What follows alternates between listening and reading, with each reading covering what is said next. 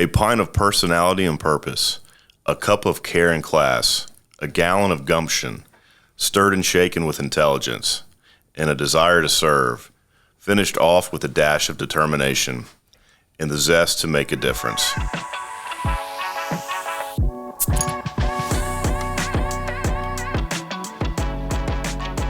And I'm Wright Brennan. This is the Lost in the Midlands podcast sponsored by Seawright Roofing.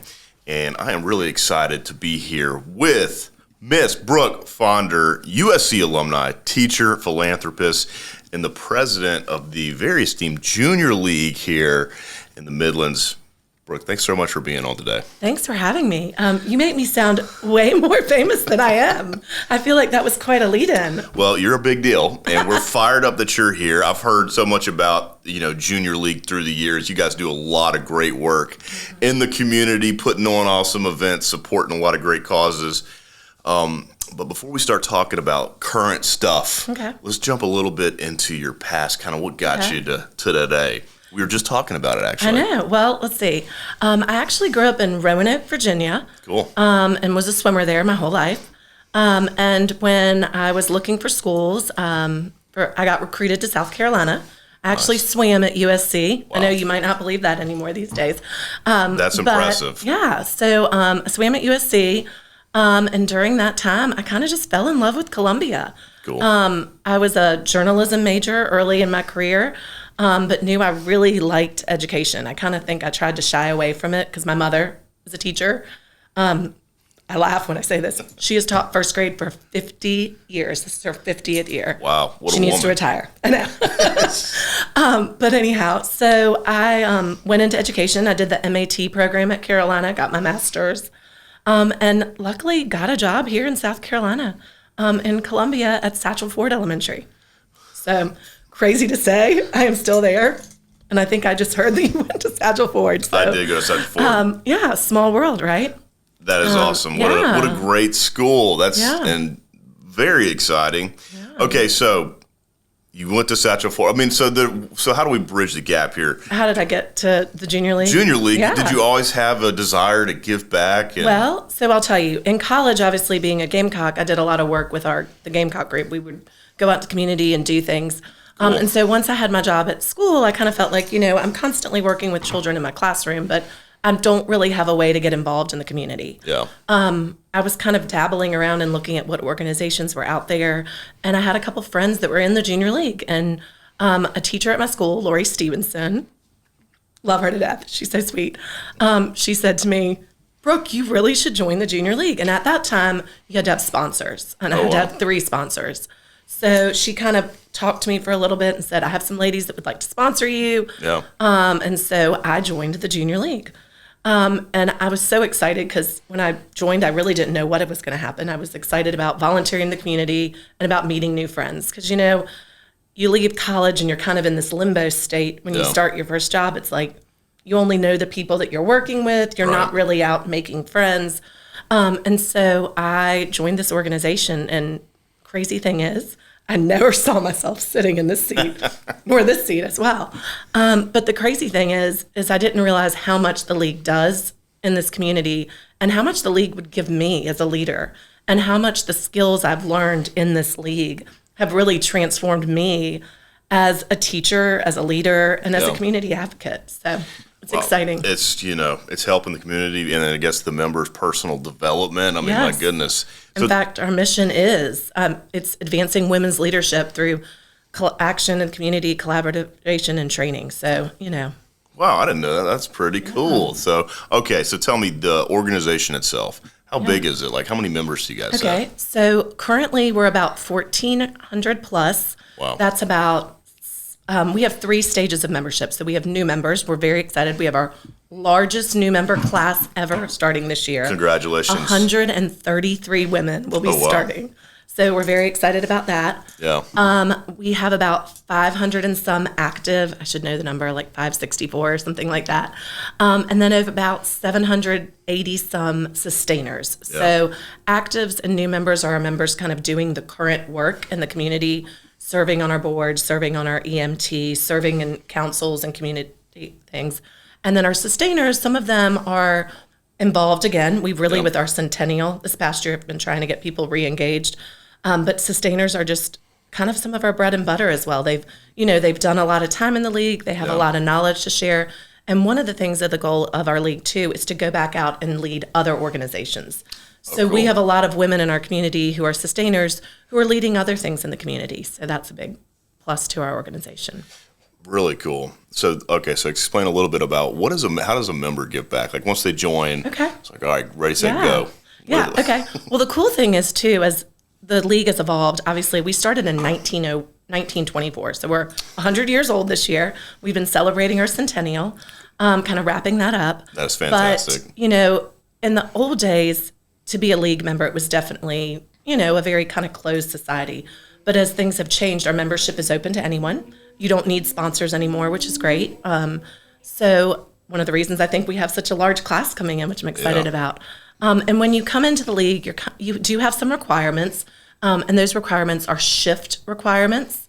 So that means volunteer hours in the community, along with a placement. And your placement is some sort of placement in the league, whether it's something that's doing work in the community or whether it's doing work for our league internally. So as a member, for example, my placement, I have a lot of hours as the president, but, I'm sitting at the board table making strategic decisions for our organization. I'm going out in the community at our events. I'm meeting with lots of our committees. We probably have we have 4 different councils. So we have a membership council that deals with all of our membership internal things. We have a community council, which does all of our work out in the community. We have a finance council, which obviously deals with our fundraisers because we need to make money to spend money in the community, right? Yep. And then we also have our communications council, who does all of our communication and marketing. This is Wright Brennan, the owner of C. Wright Roofing. When it comes to the maintenance of your roof, you want to know that you have an experienced team that knows what they're doing. And with 10 years in the business, we check all the boxes. Leaky roof, storm damage, or just overdue on maintenance, give us a call at 803-828-4181 for a free estimate. Again, that's 803-828-4181. And remember, our commitment is to roof it the right way. This is a real operation. Oh, it is. This is a real operation. And remember, we're all volunteers who have real jobs. And you sit at the apex. I mean, tell me a little bit about your leadership in this. So, how do you get the team moving? Like, do you come in with a speech ready to get everybody fired up to let's go win? How does it go? I am not the cheerleader of go fight win over there. My cheerleading days are well numbered. But no, I think my job is to really serve as a voice for our league, but also to serve as kind of a champion for others, because we really need to make sure that everyone in the league knows that they are valued. Awesome. And so I feel like my job at the table is to think, okay, one, we have been around for 100 years. How do I keep us going, right? So how do I make sure that the members that we're bringing in are trained well, that they're learning how to be leaders themselves, that they want to step into these roles as volunteers? And what are we doing in the community? And how do we make sure that we're relevant? And so that's important. And with that being said, that's actually something huge that we just did recently. We just redid our community focus and are really looking at revamping. And this year, I'm excited to say we have announced new partnerships in the community that we're going to be working with hand in hand. So I'm real excited about that. You have announced them? We have announced it. We have 7 new partners that we'll be working with this year. This doesn't mean that we're not going to keep working with the community's partners we've worked with in the past. Right. It's just that we're really excited about diving in with 7 new partners that are going to meet our focus area, which is promoting healthy relationships for women and children. And with that, that's because we really did a deep dive to find out what was missing in our community.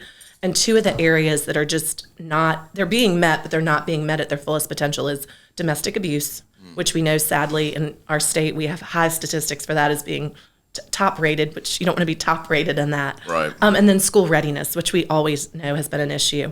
And so with that, we kind of did a little dig into it, got some new partners, had interviews to make sure our missions aligned. And we now have announced 7 new partners. So we are working with, I can tell you, Communities in School of South Carolina, Healthy Learners, Midlands Fatherhood Coalition, Sister Care, which we actually helped start. So that's exciting to kind of have an organization we've worked with for so long. I'm going to say it this way because I can't say their name. This is horrible. The South Carolina Coalition of Domestic Violence and Sexual Abuse. It's like SCADASPA. I'm horribly saying it. And then I know I'm missing two. Oh, the Hive and Palmetto Place for children and youth. Very cool. Wow, those are a couple familiar names with that. Yeah. Those are some amazing organizations you guys are giving back to. Okay, so what if somebody wants to, how does somebody support without joining, like a guy? Okay. Like, well, I can't join, but you guys are doing some great stuff. How do we support the cause? Right, I got you hooked up. Okay, first off, you can come to our holiday market. Cool. Our holiday market is running on its 38th year this year. Wow. It's at the fairgrounds. It is a huge event. It is open from Thursday to Sunday. It is always the Thursday after Thanksgiving. So go ahead and book your plans. Don't make plans that first weekend. It runs a little late this year. It's like in beginning of December. It goes like to the, I think, 4th, 5th, 6th. I don't have my calendar in front of me, but things are late this year. Yeah. But we have a huge ladies' night out. I know, gentlemen, you won't be able to attend on Thursday, but those tickets sell out in an hour. Wow. An hour. It is one of the most sought after events. And then Friday is our big black tie gala. And it's a great time. We have a fun band. We have the merchants, the stores are open. Yeah. The dance floor is open. The food is flowing. The drinks are flowing. Well, I guess the food is not flowing. So the food is out. So you're that's a basically great saying way. to support, just buy a ticket to this awesome party. Yes. Come buy some cool stuff, Yes. and boom, you're part of the Yes. You win-win. you can help. And I will tease 2 new fundraisers we're going to do this year that I think y'all might like. We're going to have a philanthropy in March, or in February. And then we're also going to have a pickleball tournament in March. So those are 2 other ways that you can help support us. Very cool. Pickleball tournament. Yes, it's our first ever. This was actually part of my work last year. We were really trying to work to diversify our fundraising efforts so that we'd have more money to spend in the community. And so I've got some great committee members that are drafting this up, and we'll see how it goes. I just met with them last night, in fact. Oh, I'm sure that they're going. The pickleball tournament is going to be amazing, Yes. and everything. So, well done.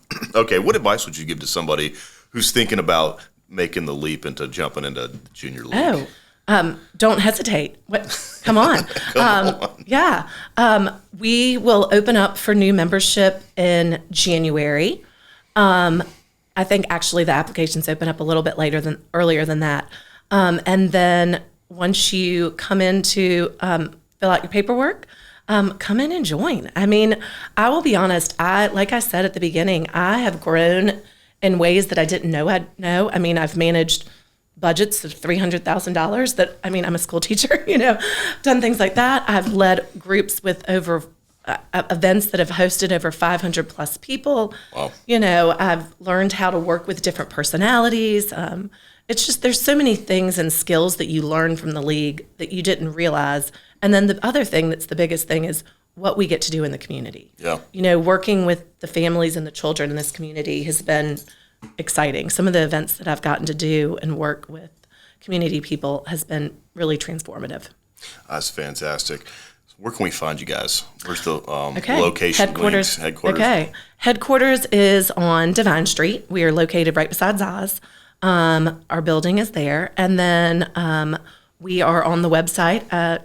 Just do Junior League of Columbia, and our website will pop up, and you can find information there. Social medias? Social media, I should know. We have a Junior League website, and I should know those accounts off the top of my head. Do y'all have a Facebook? We do have a Facebook, Check but I them don't out. think that we have a Facebook externally. We have an internal Facebook. That's okay. Well, you got to Is join. that bad that I don't know that? No, well, that's a good incentive to join. You get on that Facebook page right there. Yes, that is. Okay. All right, My fantastic. communications people will kill me right now.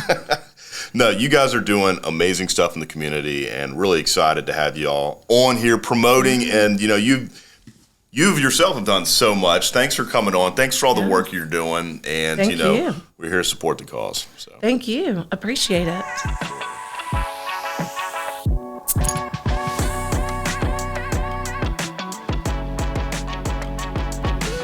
Hey everyone, many thanks for watching. If you enjoyed this episode, give us a follow and click the bell to stay up to date on future episodes, or click the link to watch another previous episode. Also, don't forget to like, share, and please leave us a comment. We'd love to hear your feedback.